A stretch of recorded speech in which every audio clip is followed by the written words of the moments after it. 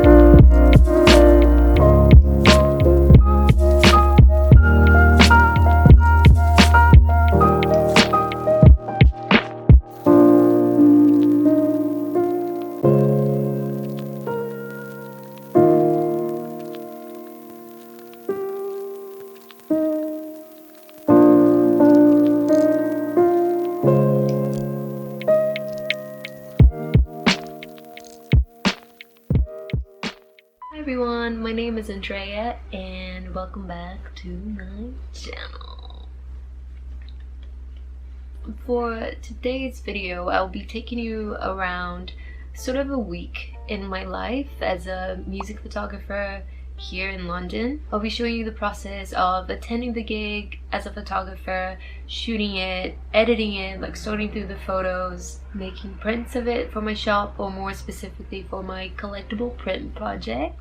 So a couple of weeks ago I went to shoot this band called Cherry Glazerr. I've been keeping an eye on them for some time and I've been wanting to catch them, but they're based in LA in the US, so I was just kind of waiting for them to come across the pond to London, and they did. I saw that they were playing a gig at the Old Blue Lass down in Shoreditch, so it was a free gig as well, so that was a plus. So I got my free tickets on Dice, and I think I had to be put on the waiting list because I saw it quite like close to the date, but I think on the day they said that I could go, like the app.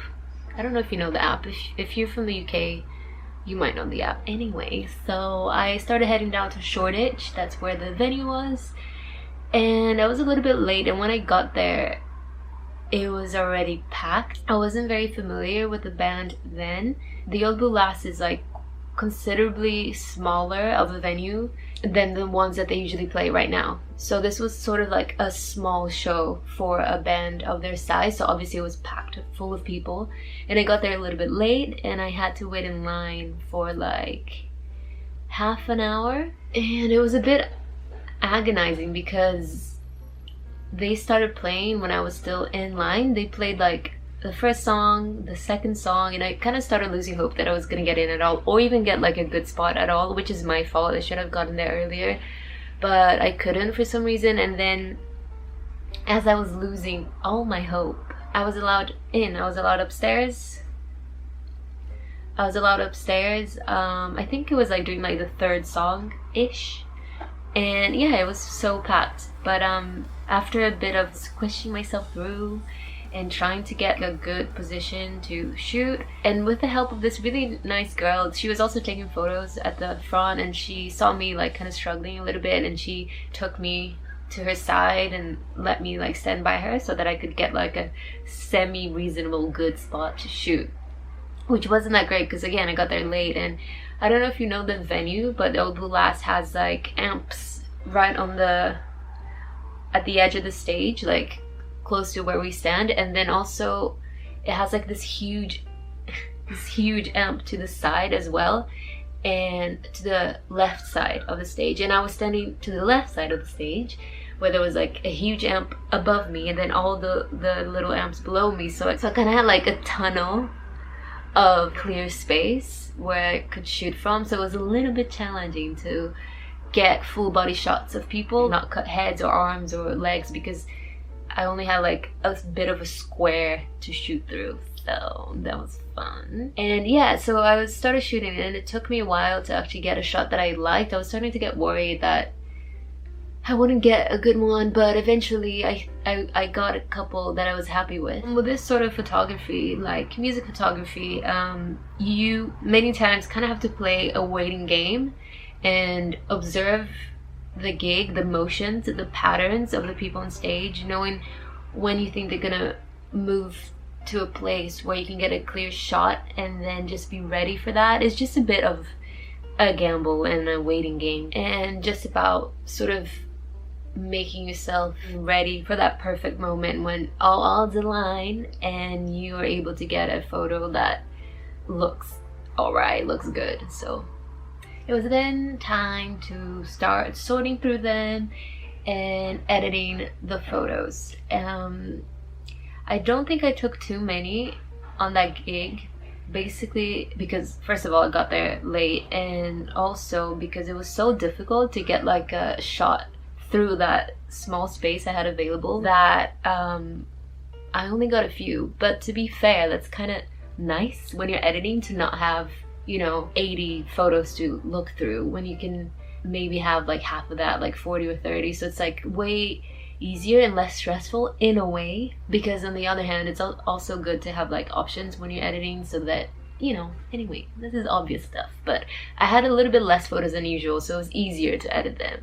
There was, I think, maybe 3 or 4 that I really liked, and I proceeded to edit them. And then I chose this photo because, I don't know, I just really liked it. And something that I realized recently is that a lot of the live photos that I take, because I take like live photos like at gigs and then also portraits like in a studio setting, and all the photos that I take at live gigs, I tend to choose the ones that have like the mic like wire, like cords on them. I really, for some reason, I really like that. I like the way that they stand out with like the stark black background. It almost looks like a line that it's drawn on the picture. I don't know how to explain it, but I like it. I noticed because most of them have them.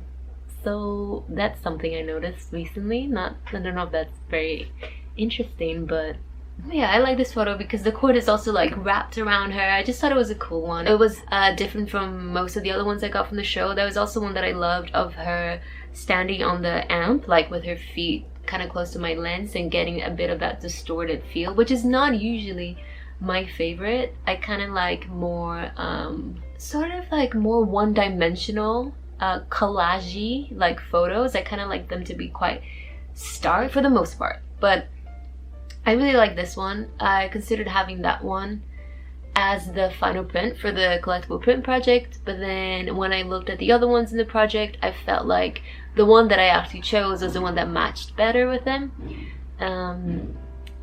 So I chose that one, and I think it is my favorite out of those two anyway. So yeah. So after I chose my favorite shots from the gig, I sent the band Cherry Glazerr a message asking them if it would be okay for me to add a print of the show to my collectible print project, and they said yes. So after getting the all green from them, I sent the photo to the printers and I went to collect them. And after inspecting the quality of the prints and being happy with them, I popped into the craft shop to replace some of the supplies that I had used up for the packaging of the prints, so that I could be ready for the release of this print.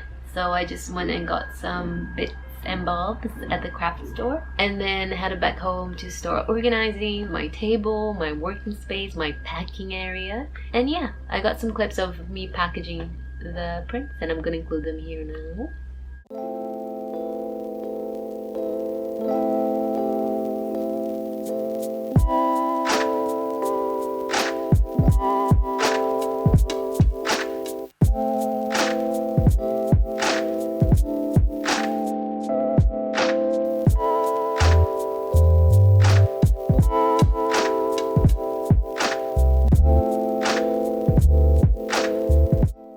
So for this week's order, most of the orders were of the new release of Cherry Glazerr. So there's a few of those going, but then also there was a order for the Yak collectible print and the Elmo and Sniffers collectible prints. So I'm just gonna go ahead and start signing the back of these and then put them in their little glassine envelopes, put the sticker on, and tissue paper on and everything, and get them ready to go to you guys. So thank you so much for your orders. So let's get packing.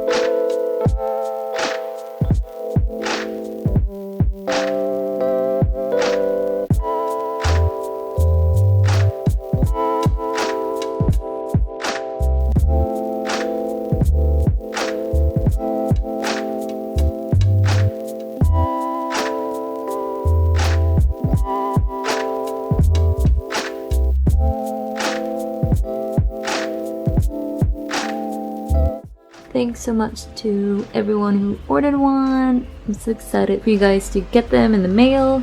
And yeah, if you see your name here, then these prints should be with you soon. Okay, so now we're gonna add it to the print display. I already kind of moved them around so to make space for it there. And yeah, okay, I'm gonna do that now. Okay, so here we go. It's getting so full now, yay! So there's a video on the channel for all of these shoots, I think, yeah. That's For Real, Tess Parks, Elmo and the Sniffers, Yak, and now Cherry Glazer. Thank you so much for all the support already, and I hope you guys have been enjoying starting or continuing your little print collection. It means so much to me. Thank you so much, guys. Ooh, yeah, I think that's it for this week's video. Thank you so much for all the support you've given me on my collectible print project. It's been so cool, it's been so rewarding. All the proceeds from it go back into my photography, for all the costs that I need covered basically to keep doing what I'm doing. So thank you so much. You're a part of what helps me carry on with shooting. So yeah, I hope you enjoyed the video. Please let me know what you thought of it down in the comments. What do you like to see next? I'm still trying to figure out what sort of videos to do for this channel. Let me know if you've been enjoying them or if you have any suggestions or ideas. And I'll see you guys on my next video. Thank you so much for watching. Bye bye.